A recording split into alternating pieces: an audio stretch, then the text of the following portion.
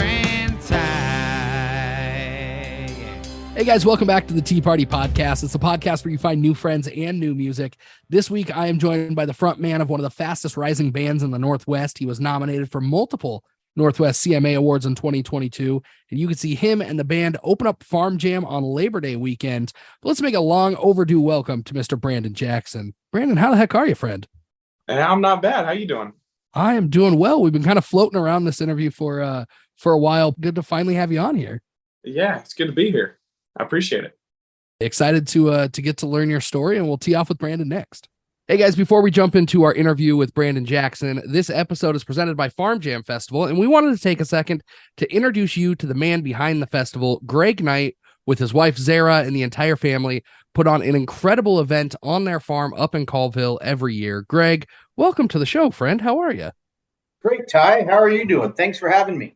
Absolutely. We are officially 7 days out from my favorite festival of the year. I'm sure that you guys are just running around like chickens with your head cut off at the moment.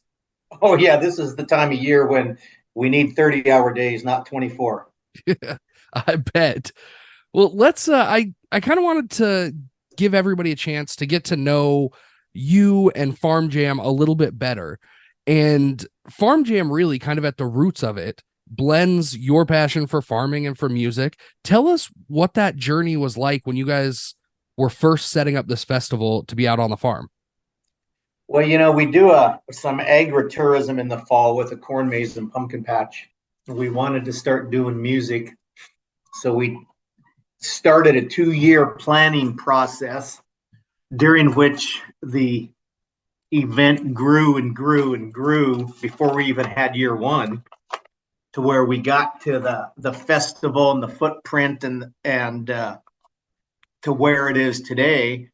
And then thereafter, you know, it's just a matter of every year, bigger crowd, more people having fun. Well, I'm excited to see how big the crowd is going to get this year. And you make this just a real big event in Colville. You're a third generation farmer up there, so you're really rooted in that community. How important was it for you guys to bring something like this to the community of Colville? It was very important. We work with the local cities and the Stevens County. We want to drive business uptown. We offer a free shuttle Saturday and Sunday mornings to get campers uptown to eat breakfast or shop in the stores.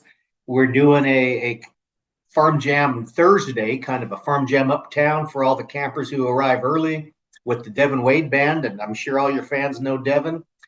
And it's just was important to us to have a opportunity to bring a lot of people to Colville to see what we're about, to see that there's music and arts and all sorts of amazing activities that people can do here. Well, and if anybody's out there listening, trying to plan their day, hop on that shuttle, head out to Maverick's restaurant there in Colville. And I might be hopping that shuttle and stopping out there every day. It's one of our favorite places too. But you know, Colville has multiple places, but Maverick's, it's a place my wife and kids eat breakfast off. Go explore the Colville community. That's new for this year, right, Greg? Yes, it's something we really want to do. You know, music doesn't start Saturday and Sunday till 2:00, so that gives people the entire day to have fun and just go see what it's about. Walk around. Well, and the farm is really kind of almost right there in the heart of Colville, and it kind of, like we said, combines working on a farm and putting a music festival together.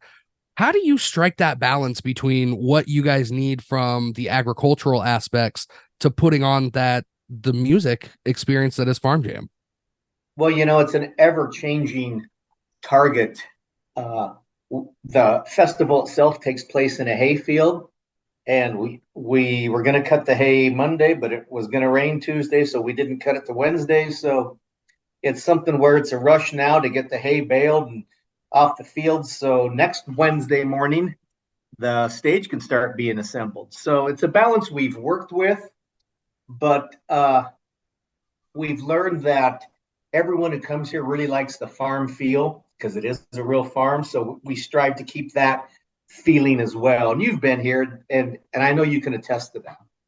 Oh, most definitely. I mean, if you're looking for real music, real people on a real farm, Farm Jam is definitely the place to go. And if you don't have tickets yet, head over to their website, farmjamfestival.com, pick up your tickets. If you're listening to this episode, you don't have your tickets yet, you can get 25% off of your festival passes just by using the code Tea Party. We're going to head on into the Brandon Jackson interview, but we'll be back with Greg a little bit later in the show. It's time to tee off with Ty. Here comes the first four. Brandon, would you rather be the funniest or the smartest person in a room, and why? Probably the funniest. I can't get enough of the smile on people's faces. I love making people smile. See, I feel like that's a very entertainer-based answer. Yeah. Just like, if you can make people react to something, that's the way to do it. I agree. Okay, question number 2. If you could only have one food for the rest of your life, what would it be? Oh, man. That's going to have to be lobster. Definitely lobster. Okay, prepared any specific way? Grilled. Grill's the best, for sure. I can get behind that. I'm definitely a grilled over steamed kind of guy. Yeah. Okay, question number 3. What character from a TV show, movie, book, any fictional character would you bring to life and hang out with for a day? Ooh, that's a good one. I would say probably Shrek.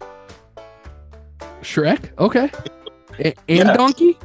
Just Shrek. Yeah, let's get them both. There you go. You got to get those waffles. That's right. I'm here for it.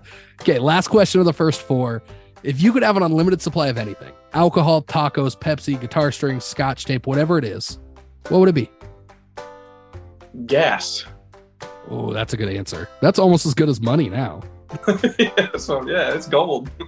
Especially with as much as you guys are out playing shows dang near every week, and the venues around here are not the closest to each other. No, they're not. You definitely got to keep you got to keep a good budget going for that stuff. It costs a lot. I feel like gas is probably half of that. So that's a good answer. Well, Brandon, man, that was the first 4. Thank you so much for jumping on here, going through that. But now I want to get to know you a little bit. Give us the Cliff Notes version of growing up and tell us how you first got into music. Yeah, so I've been singing since I was 5 or 6 years old. Never really played in front of anybody. And then I was it was later on in life. I've written songs all through my teen years and everything. And it was later on when I was about 23 years old. I was at a campground, and there was a guy, a country singer there. His name, you might even know him. His name was Jesse Quandt. Oh, Jesse, good friend of the show. Yeah. So I met Jesse Quandt there, and we just kind of started talking, and he was playing a show there at the campground that night. And he just, he dared me to get up on stage since I said I could play, and I hadn't played in months. And even then, so I played the one song that I knew how to play at the time, or remembered at the time. And I got a standing ovation and a bunch of cheers and claps. It was the first time I'd ever received that in life. And I've been doing it ever since. And he's helped me out a lot along the way.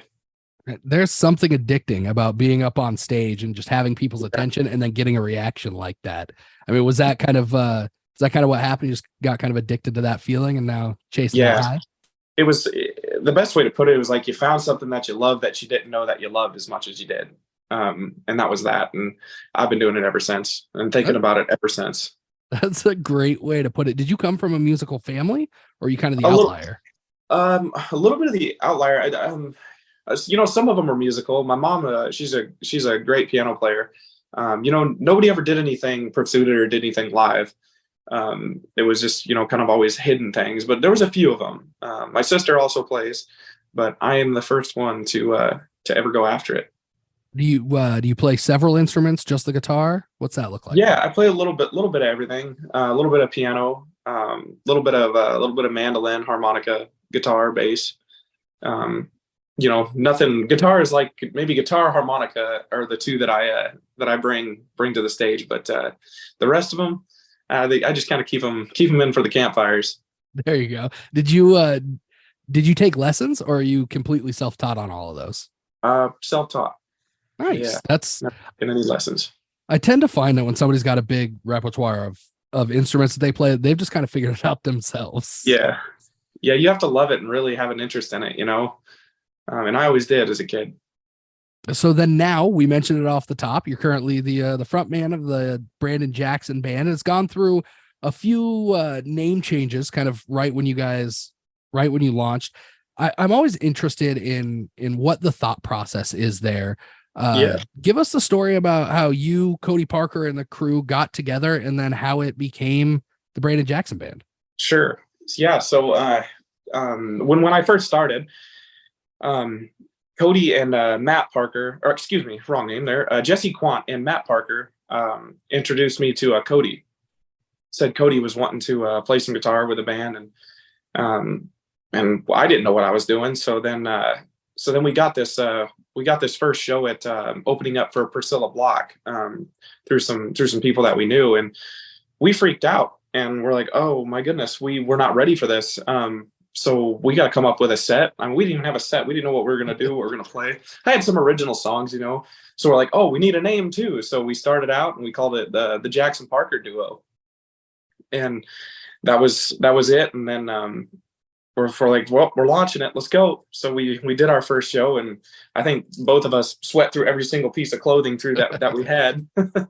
Cody and I did, because we were so nervous. And then after that, we just started. We got a fiddle player after that. His name was Andy Lorberg, and he played with us for a while. And then we kind of just realized, in today's market, it's a lot easier to market just one person than it is, two. So, and then I was writing most of the songs. Most of them were all mine. So we just kind of just pushed it over and decided to make it the Brandon Jackson Band, and then ended up getting a full 6-piece band. So outside of Jesse Quandt at the campground, was opening up for Priscilla the first time that you had really played in front of a crowd? Pretty much. Yeah, it was the first time. Yeah, and that was insane. I can imagine. I didn't get to make it to that show, which I was bummed about, because Priscilla was actually one of our first guests, like top 20 episodes. So I was excited to go see her, but I got so many Snapchat videos of you and Cody up there going, hey, have you heard these guys? Do you know who these guys are? So you guys definitely made an impression there. And then you got to do the same thing with Travis Denning. You guys were a little bit, for lack of a better word, a little bit more polished at that point. Had a little bit more, a little bit more heads up. From your perspective, how different were those two performances? They were huge. I can't even explain how different they were. I mean, just by then I think we had played a couple of small gigs in between there. We defined our set more. We rehearsed a few days a week for hours on end. I mean, it was the amount of comfort was so much more than the first time. I mean, I can't even explain to you the very first show. It was, in my head, I think even in my head on that first show with Priscilla Block, I was thinking, there is no way that I'm going to do this for the rest of my life, feeling like this, Yeah. In a way, we hated it, but then we loved it at the same time. It's such mixed feelings. And that's, I talked to so many people that are up on stage, not just artists, but like I do, stand-up comedy, MC, Farm Jam, that sort of thing. And there's something different about that feeling where it's both the scariest and the most fun thing that you'll do in your entire life. Definitely. Yeah. You're either going to love it or hate it in the end. And I mean, in the end, of course, I live for it now. I wouldn't want to do anything else. Well, and you guys are all around the inland Northwest. We talked about you being at Farm Jam. We'll talk about that in a little bit, but I feel like this is a good time to kind of pivot and talk about your songwriting. And I guess the first question is, you mentioned that you'd been songwriting, since you were younger, kind of a teen. When was the first time that you started writing to actually put out a song? Yeah, it wasn't till just about 2 years ago. I never thought that I would ever put anything out there, of the songs that I've written. And I have so many that I've written. Then I think the first song that we ever released was called Spokane. And I wrote that with Andy Lorberg, which is our old fiddle player. And that was, it was like, I think it hit in that moment, and he helped me out a lot too, because he'd been in music longer than I had. And he's like, we got to get this out there. And I couldn't agree more. I was like, a song, explaining two perspectives of somebody that isn't from Spokane and somebody that is, and it's called Spokane. We're like, let's release it. Let's do it. So what was that process like for you releasing that first song? Was it, I assume, a little more complicated than you had initially envisioned? Oh, insanely and more complicated. There's so much that goes into releasing a song that nobody realizes. And then the best way that I can put it out now is that after you release the song, the work begins then. Versus before I had ever released anything, I thought it was then. You got to go to the studio and you got to record. Me personally had no idea what I was doing in a studio. That's a completely different type of being a musician in studio. And so that began to be where I thought all the work was the before release, but that isn't. It's the marketing that begins afterwards is when that's when it all really begins. So are you a guy that dedicates time to sit down and write every day, or do you sort of just write as it comes about? I honestly probably do write a little bit every single day. I think a lot of artists struggle, probably at least what I've heard, with what I do too. I start songs, and I normally get a verse and a chorus, and then I make the mistake and say, I'll come back to that. We'll come back. Let it marinate a while. And if I had any advice to somebody that's writing music, do not do that. If you come up with a song and you like it and it's rolling good, finish it then and there.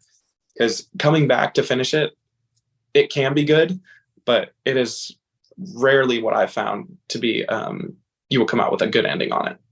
I feel like that's kind of hard to get in the groove of writing a song and then stop and come back and finish it. Just because, no matter what the song is, no matter where you're at, you're going to be in a different headspace at that point, and the second half of the song or that verse that you plug in might not have the same vibe. Totally, because if you're like me, like I write upon feeling most all the time, and the story may not be about me, but it's about something that somebody had told me at some point, a story they had relayed to me, and I write about it. I guess a little bit like Taylor Swift in that sense. So while you have the feeling, use it, because you may never get that same exact feeling quite back. Where do you start at as a songwriter? Is it typically with a story, or is it a title or a melody or a lyric, or does it just kind of depend? Usually it's all feeling and story based. I like when I write with Cody Parker and a few others, and I usually, like, if I come to the table, I'm like, here, I've got this, I've either been feeling this way or I've got this idea. Maybe we can bring it to life. Sometimes that works, and sometimes after the writing session's over, we're like, bag that, and we'll start again the next day. Are you a guy that likes to write by yourself, or are you a co-write kind of guy? Yeah. I think the most success in writing by myself as long as I'm in the right mindset. Well, we've got a song here for everybody to take a listen to that you were kind enough to share. It's the newest single from you guys. It's called The Wolf. Give us the story behind writing this song and what the recording process for this one was like. Yeah. The story is kind of funny. I had a while ago in life, I had a ex-girlfriend, and I heard somebody explain she was a rabid animal. And I was like, that's a song somewhere. So I started writing this song, and I called it The Wolf. So she's out there somewhere. I'm sure she's heard it. Well, here, let's maybe she's listening to this episode. We'll let everybody else take a listen to it. This one is called The Wolf by farm jammer Brandon Jackson.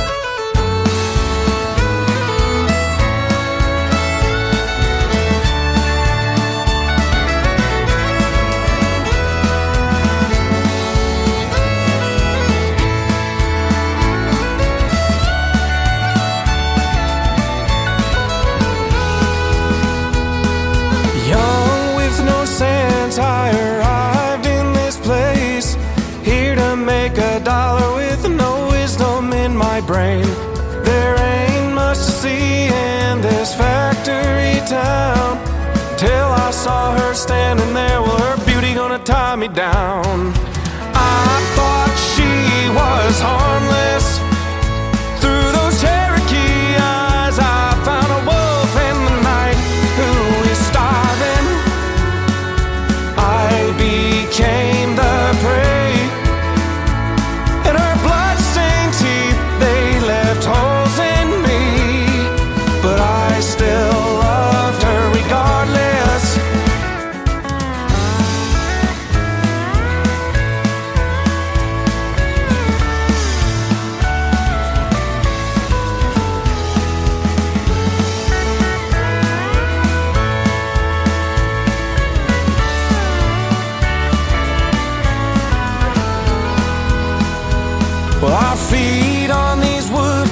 we dance as they creak.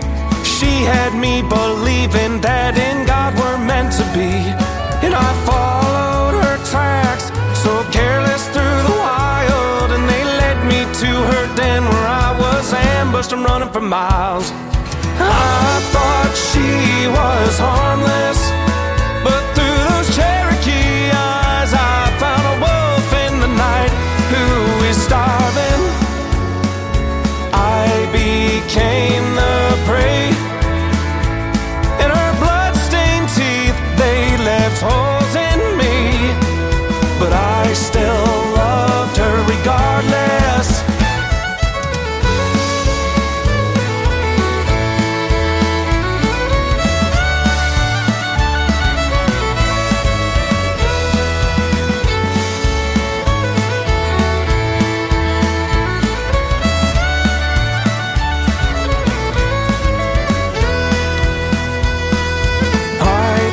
She was harmless, but through those Cherokee eyes I found a wolf in the night who is starving.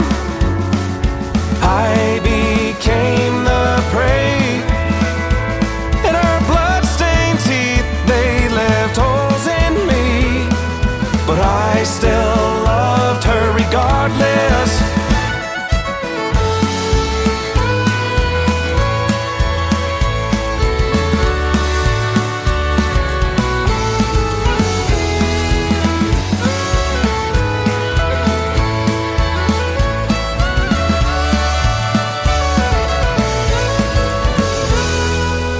We are back with Greg Knight from Farm Jam. And Greg, one thing that Farm Jam has always prided themselves on was not just being a community event, but also on your philanthropic efforts.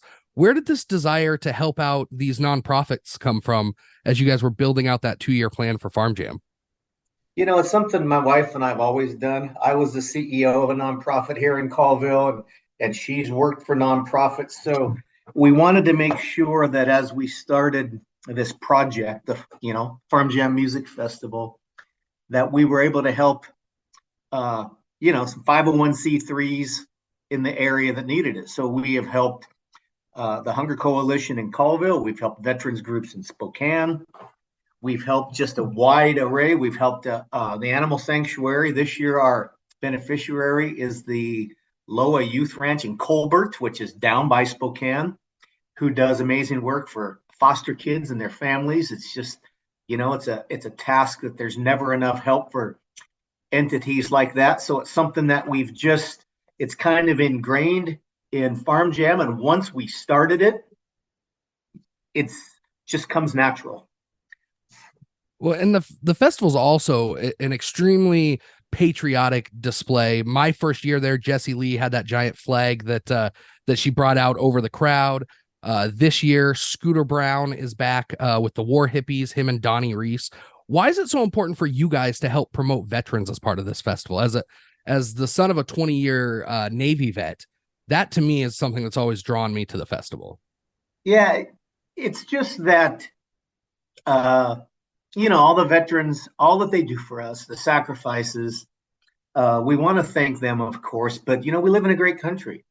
Where else could you do something like this? Sure. We've always kept that a priority. This year, Donnie Reese, the fiddle player for Scooter Brown, he's doing the national anthem to start the festival off at 5:00 Friday night. So it's just, it's what small town is about.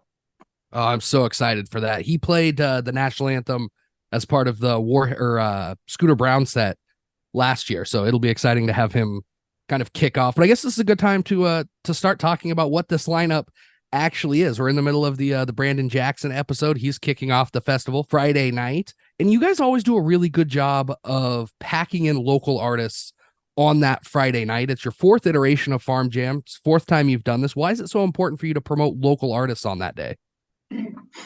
Well, that's another thing we thought was important to highlight the artists that are in the Northwest that sometimes get not as much notice as those from across the country. And so we focus on the inland Northwest where we are. But, this year we have the Lowdown Drifters, who are originally out of Seattle. We have the Copper Mountain Band from Montana. We have Brandon Jackson Band starting the day. They're from Spokane. Our Friday night headliner, Colby Acuff, he's out touring with Luke Combs right now. He's North Idaho kid. Sunday we also have Last Chance Band. Everybody in the inland Northwest knows them. They're from here. So we think it's important to put the musical talent we have in our region alongside headliners like Rodney Atkins and the Cadillac Three. And it draws locals as well. The people who say, hey, I remember seeing Colby Acuff play in this little bar over in Coeur d'Alene, and now he's on the big stage. So that's, it's important for the locals to have a place to play on a big stage. Well, and this really does give them that opportunity. And you mentioned the weekend headliners, Colby Acuff, Rodney Atkins, the Cadillac Three. And I'm going to put you on the spot here, Greg. If you could only attend one day of the festival this year, which day are you gonna pick? Friday. It's Friday. I think that's a good choice. And you hate to do that, but it's like, well, on Sunday, I've already seen Last Chance Band and Copper Mountain Band. And even though I love the Cadillac Three, Saturday, the one I'm most looking forward to see is actually Brian Martin. I just love his sound. But I think that Friday lineup is it's a good mix. We haven't even mentioned Bree Bagwell. Yeah. Has that Texas music sound. She's been the Texas Entertainer of the Year. That Friday night lineup is something that I think is going to surprise people and blow people away. They're going to end with Colby, and the fans are going to be saying, wow, that was great. Yeah, if you're coming out Friday and you haven't heard one of those artists, you're going to be a fan by the end of that night of all four acts. Absolutely. And, Brandon's been chomping at the bit since I contacted him last October and said, hey, we want you to kick it off. We want you to set the tone for the weekend. And he's looking forward to it. As you just talked to him. Yeah, he definitely is. And you can hear that in this episode. Okay, last question, Greg. For those farm jammers that are returning, what's different this year? What's the same? What can they expect? Oh, that's a tough one, Ty. One thing we strive to make the same is the feeling that we have being a family, small festival, laid back vibe that we have. It's the end of summer. It's not spring break at Daytona Beach. We don't want to have it too crowded or too crazy. So that's going to stay the same. This year, we've got more food vendors we have been asked to have in the past. This year, we have 12. This year, we've streamlined a lot of the gate entrance processes as well. What's going to be the same? The amazing stage and light sound production. You've seen it. It's as good as anywhere. That's going to be the same. So, we try to take every year the things we did right in any festival, take them to the next year, and then we have a list of places we can improve, and that's what we work on for the following year. Well, and the one thing that you guys do really well is listen to what people are telling you and make decisions based on that. I personally can't wait. We're a week away from Farm Jam. If you don't have your tickets, farmjamfestival.com. If you're looking for a discount, you can use code TEAPARTY to save on those entry tickets. Greg, thank you so much for stopping by. Excited to see you out there next week. Hey, Ty, thank you for your time. We can't wait. We appreciate all you do for us and these amazing musicians, and we'll see you next Friday. And now back to the Brandon Jackson interview. Jackson and Brandon, you and the gang will be kicking off Farm Jam this year.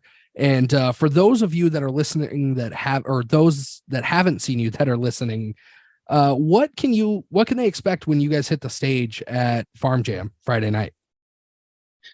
It's going to be wild.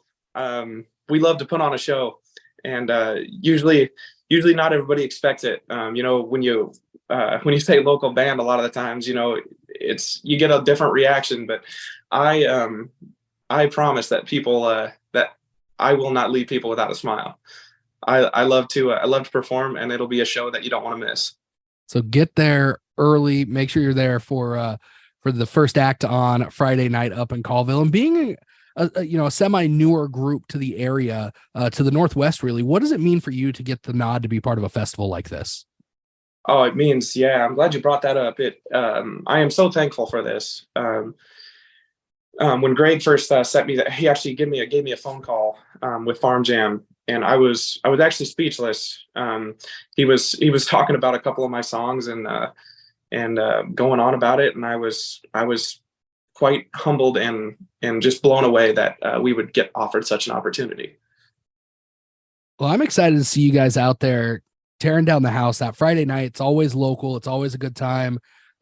Just capped off with Colby Acuff, who's from Coeur d'Alene, a local guy just like you that really just kind of popped off over the last year or so. So it comes quick. And if you guys don't have your tickets yet, you can use code TPARTY, TEE Party, to save 25% off of your Farm Jam Festival passes. Just go to farmjamfestival.com. But on top of Farm Jam, Brandon, I hear you guys are also working on maybe some new projects. What can we expect from the Brandon Jackson Band for the rest of 2023? Yeah, so we I can't announce the full big news yet, but we have some big news that's hopefully gonna change our lives forever. And for in the meantime, until I can that's a hell of a teaser. Until I can tell everybody about that. We have a ton of shows. We have a ton of shows booked. We're gonna try to do a small tour. We're gonna go into Montana a little bit. And try to just get out there and play out probably through to October, and then hopefully by November I will be able to announce what we have going on. So where can people follow you along? What are your socials and your website so they don't miss this news? Yeah, so the Instagram handle is just Brandon Jackson Band. If we post everything on that as far as the upcoming shows. Same thing with the Facebook. It's the Brandon Jackson Band. Nothing complicated there, no space or nothing. And then we I believe our next shows this weekend, we're at the Whiskey Glasses. Then we have a private event. And then next weekend we will be out at Nashville North.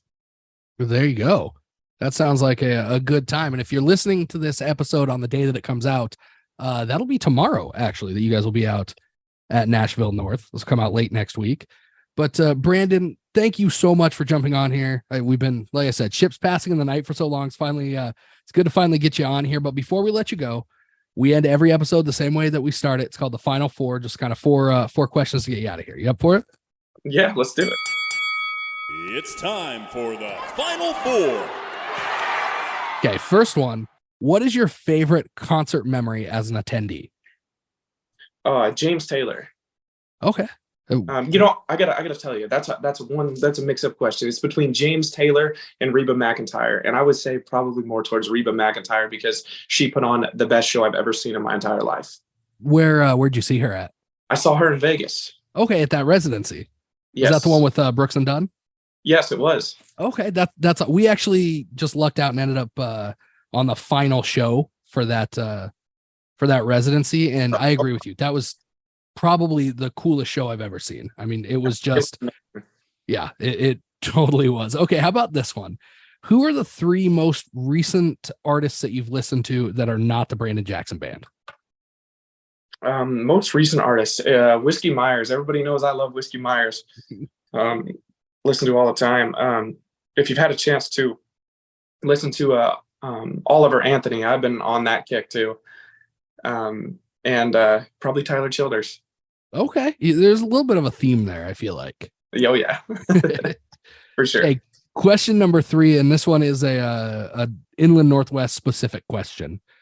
What type of French fries are your go-to? Are they the crinkle cut, the fresh cut? You have curly fry guy?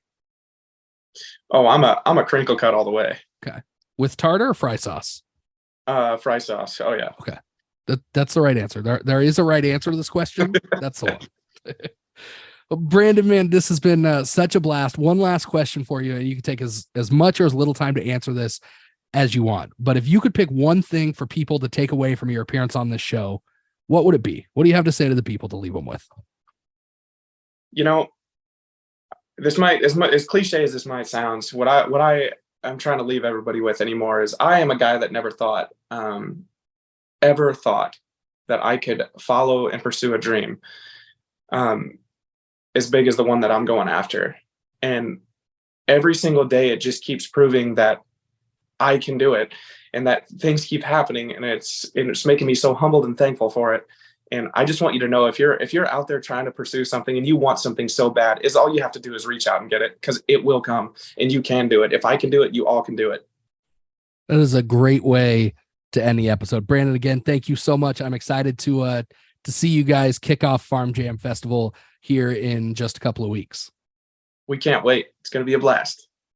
Guys, that was another episode of the Tea Party Podcast. It's a country music show where you find new friends and new music like Brandon Jackson and The Wolf. Go tee off on the like button at facebook.com/Tea Party Podcast. This has been a Tea Party Communications production. Theme music created by Jesse Quandt. Announcer voiceovers by Jay Gwinn. And as always, hosted by Ty Pisani.